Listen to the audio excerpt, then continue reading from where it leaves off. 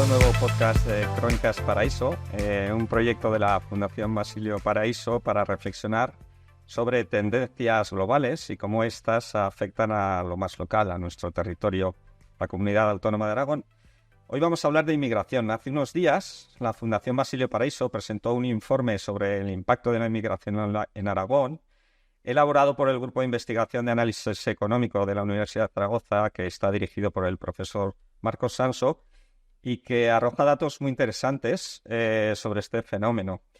Este estudio tiene la cualidad de contemplar la inmigración con una visión holística. Aborda tanto el ámbito demográfico como el económico, el laboral, el fiscal, y también recoge aspectos sociales de esta realidad. No se trata de un estudio o de un análisis exhaustivo. Lo que se pretende es que sirva de punto de reflexión de inicio, porque es un fenómeno complejo, muy poliédrico, que requiere dedicar mucho tiempo. Lo que se pretende sobre todo es eso, que las partes implicadas, las administraciones públicas, entidades, empresas y la propia sociedad aragonesa en general, aporten propuestas y busquen soluciones. Y hoy vamos a reflexionar en voz alta sobre este tema con una invitada muy especial, que conoce la realidad de Aragón como la palma de su mano, gracias a una trayectoria tanto profesional como vital, muy pegada al territorio. Saludamos a Pilar de la Vega, que es catedrática de Instituto en Historia, con una trayectoria muy vinculada a la educación, tanto profesional como institucionalmente, donde ocupó varios cargos y propició muchas de las reformas de la educación en Aragón. Con gran vocación de servicio, Pilar se ha implicado en varios proyectos e iniciativas sociales en Aragón. Es combativa, es apasionada, se apunta a todas las causas que cree justas y trabajando por una sociedad mejor, como lo hizo desde la Asociación de Mujeres La Sabina o al frente de UNICEF Aragón. Y hoy en día es patrona, tenemos el honor, y valga la redundancia, de tener como patrona de honor a Pilar en la Fundación Basilio Paraíso. Buenos días, Pilar. Buenos días. Y muchas gracias por compartir con nosotros este rato de charla. Bueno, muchas gracias por esas palabras tan gratas, que bueno, yo creo que las hacéis por vuestro cariño. ¿Sabes? Algunas me parecen excesivas, pero las agradezco profundamente. Sabes que no, la trayectoria está ahí, me parece que hay bastante consenso y no hay mucha duda de todo. Partimos, si te parece, de grandes datos. Como hemos hablado, es un estudio que aborda diferentes ámbitos. Esos grandes datos nos vienen a decir que la población inmigrante en Aragón se ha cuadruplicado en los últimos 20 años y que, según datos del propio Gobierno de España, la proyección es que en el año 2039, que no queda tanto, el 30% de la población aragonesa sea inmigrante. Si nos vamos al lado más económico y fiscal, el estudio estima que este año pasado, en el 2003, la aportación a las arcas públicas autonómicas de la inmigración es de 500 millones de superávit. Por lo tanto, desde estas perspectivas, una de las conclusiones más contundentes del estudio es que la inmigración es beneficiosa para Aragón y que ese desarrollo económico que estamos teniendo en nuestro territorio es en buena medida por la fuerza de trabajo inmigrante. Te preguntaría, como para iniciar la conversación, ¿crees que estos datos despejan dudas que flotan en la opinión pública sobre la necesidad de la inmigración para el funcionamiento de nuestra economía? Yo creo que estos datos eran necesarios y son profundamente clarificadores de cuál es nuestra realidad. Yo espero que sí, que despejen dudas, porque el tema de la inmigración es un tema que se ha convertido y se ha utilizado en un proceso de polarización de nuestra sociedad, pero se ha utilizado más, podríamos decir, el concepto cultural, como una guerra cultural, es decir, el nativismo frente al otro, defiendo mi territorio frente al otro que viene, y utilizando datos absolutamente manipulados y falseados. Y por eso son necesarios los datos, porque para entender la realidad, yo lo he defendido siempre mucho, por eso he sido profesora de historia y tengo mi ADN y tal. Los datos son necesarios para tener criterio propio y no ser manipulados por falsas informaciones. Por lo tanto, me parecen absolutamente necesarios y además sirven para que, si las instituciones los leen y los conocen adecuadamente, sean capaces de adelantarse en sus proyectos de trabajo y de futuro, porque la inmigración va a crecer y entonces un buen político es el que es capaz de mirar no al corto plazo, sino a largo plazo, y prever lo que significará la inmigración a la hora de ajustar sus propuestas, sobre todo propuestas de cómo esas personas se pueden integrar adecuadamente en nuestra sociedad. Me parece que das en dos claves, una datos y otra el largo plazo, que como resumen de lo que has comentado. Es verdad que el tema de los datos no es uno de los fenómenos con mayor, digamos, carga de datos, y me parece muy interesante que lo menciones. Y por otro lado, el largo plazo, porque efectivamente quizás se habla muy sobre el momento y, como bien dices, en el estudio lo que proponemos es trabajar ese largo plazo. Pero ahí hay un tema y que nos gustaría también tener tu opinión, y es, ¿crees que es viable en ese largo plazo y en ese medio largo, incluso corto, de tener políticas de inmigración ordenada que sean capaces de encajar la llegada de mano de obra que realmente necesitamos en Aragón? Estamos viendo un poco hacia dónde van los sectores estratégicos de Aragón. ¿Qué políticas se pueden ordenar ahí? Es que detrás de los datos hay personas. Y entonces una de las claves del estudio, si me permites, es que habléis de personas y cuantificáis muy bien de dónde vienen estas personas. De dónde vienen estas personas es clave para entender cómo se puede organizar una inmigración regular y acordada. Y de dónde vienen también es fundamental para la formación de estas personas en la integración. Porque una de las claves de la inmigración no solamente es el número, sino quiénes son los que vienen, qué edad tienen, qué condición tienen, qué familias forman a la hora de formar familias, qué pasan con la inclusión de esas familias, qué pasan con los niños que será la segunda o la tercera generación. Y esas son las políticas de carácter social que, conociendo estos datos, debería de prever y debería de anticiparse y planificar las instituciones públicas. Por eso la clave es dar esos datos, darlos bien y que luego los utilicen ellos adecuadamente para hacer políticas sociales adecuadas. Sobre todo a mí una que me parece absolutamente necesaria es cómo coordinas la llegada ordenada. Por eso no solamente es un tema de la comunidad, sino que es un tema del Estado. Por eso son muchas instituciones implicadas. Y además, cómo coordinas que llegan adecuadamente y bien de una manera regular, es decir, vamos a evitar esos problemas tan serios de inmigración irregular y lo que eso significa. Y sobre todo, además, cómo formamos a esas personas para integrarlas. Porque una parte es que tenemos que hacer políticas inclusivas, pero también asumiendo que vivimos en una sociedad democrática, con unos valores democráticos, que también tendremos que hacerle entender y educar a esas personas en nuestros valores democráticos. Y eso me parece imprescindible para que su integración sea adecuada en nuestro modelo social.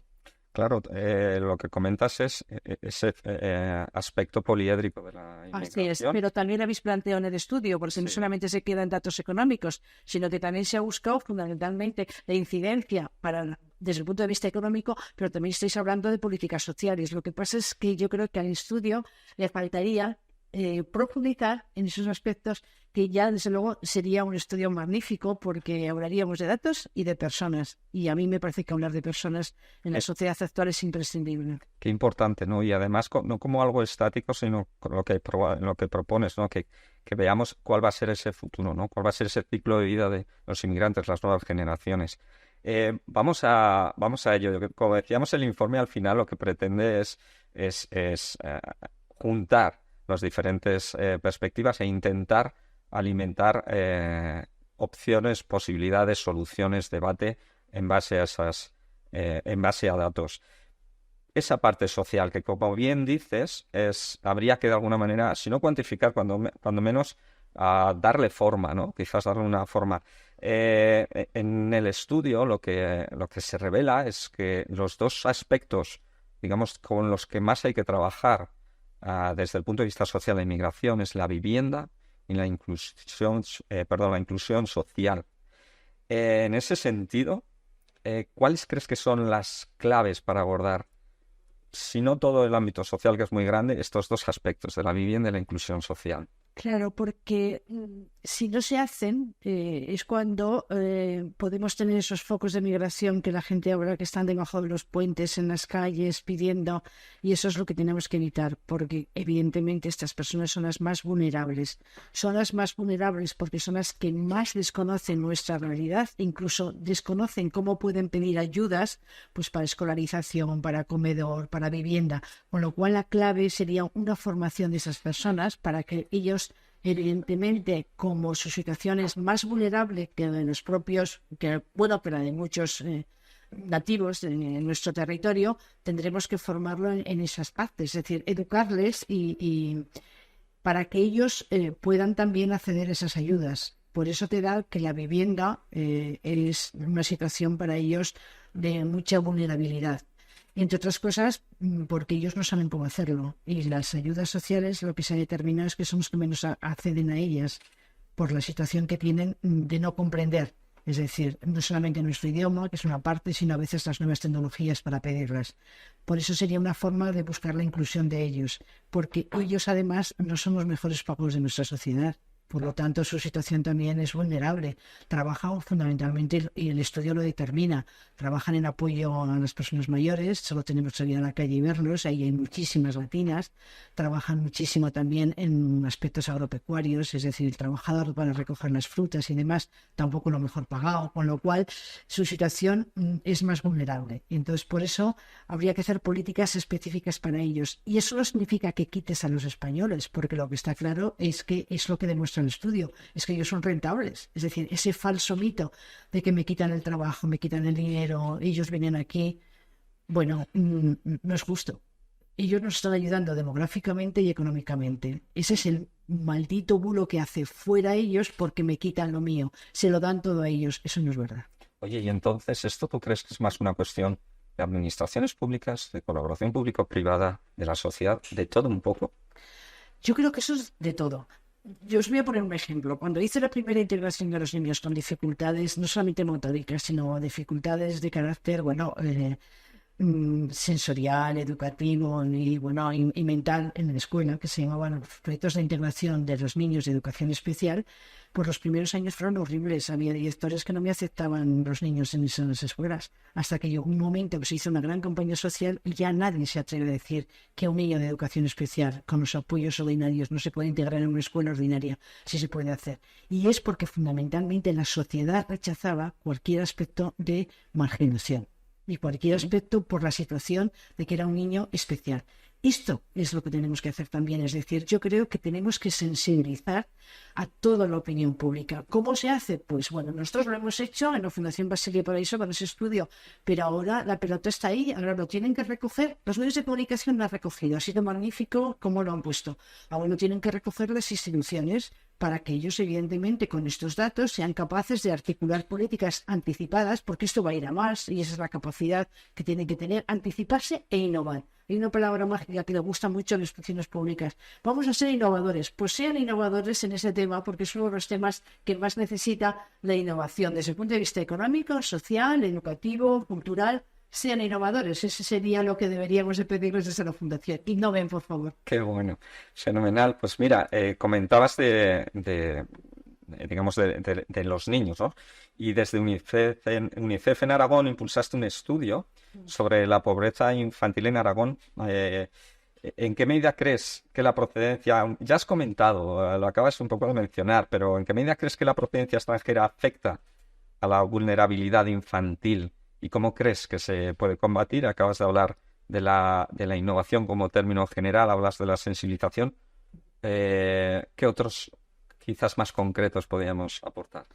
Mira, yo impulsé este estudio, que si quieres con la misma dinámica que hemos hecho lo de la Fundación y el estudio de migración, porque hicimos hicimos una comisión para estudiar la infancia en la comunidad autónoma y lo planteamos en el Parlamento y había una comisión específica de infancia donde estaban todos los grupos políticos. Yo quise que fuera un tema no político, sino de consenso y acuerdo, de una gran transversalidad.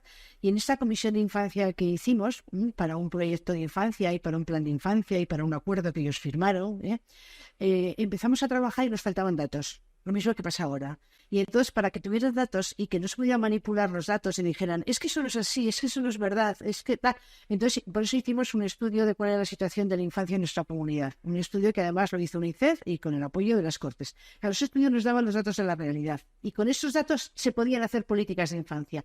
De nuevo, vuelvo a lo mismo. Sin datos no se pueden articular políticas, porque entonces se manipulan los datos o no se hacen adecuadas a lo que pasa en la realidad. Y en esos datos lo que vimos fundamentalmente que nuestras áreas, primero, nuestra comunidad autónoma tenía una situación de renta media estupenda, con lo cual no era como otras comunidades, con lo cual la situación de los niños podía ser mejor que otras comunidades. Primero.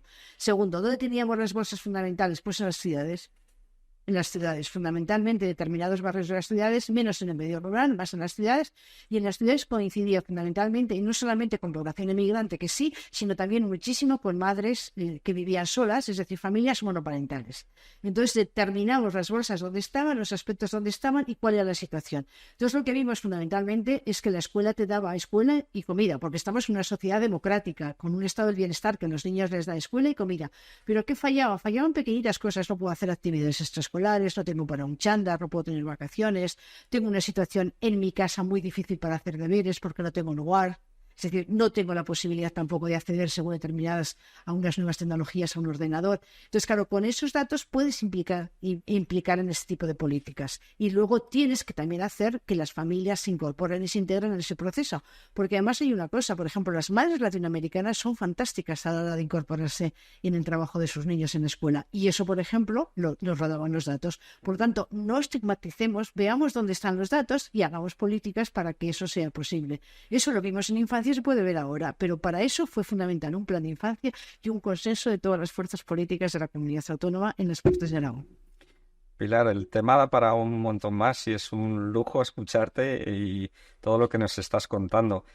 No tenemos más tiempo para este espacio. Te agradecemos muchísimo tus palabras. Si me permites, como resumen, podríamos hablar de que tengamos datos, tengamos información con una perspectiva de largo plazo, que seamos previsores, que siempre detrás de todo esto va a haber personas con sus circunstancias y por lo tanto seamos conscientes de información sobre personas y que es una labor de todos, que hay una cuestión de sensibilización y todo esto nos debe llevar a, digamos, quizás una aportación que comentas o un concepto, ¿no? La innovación en inmigración, seamos innovadores. Pilar, insisto, muchísimas gracias por tus palabras y nos dejas reflexiones que hay que seguir ahondando. Sabemos que es un tema que en el último CIS nos ha dicho, oye, preocupa no solo en Aragón, preocupa en España y diríamos en Europa, ¿no? Es un fenómeno global. Y bueno, a todos los oyentes, si quieren conocer el documento completo, pueden encontrarlo y descargarlo en la web de la Fundación Basilio Paraíso. Y gracias por seguirnos. Pilar, un placer. Un placer para mí estar aquí. Muchas gracias.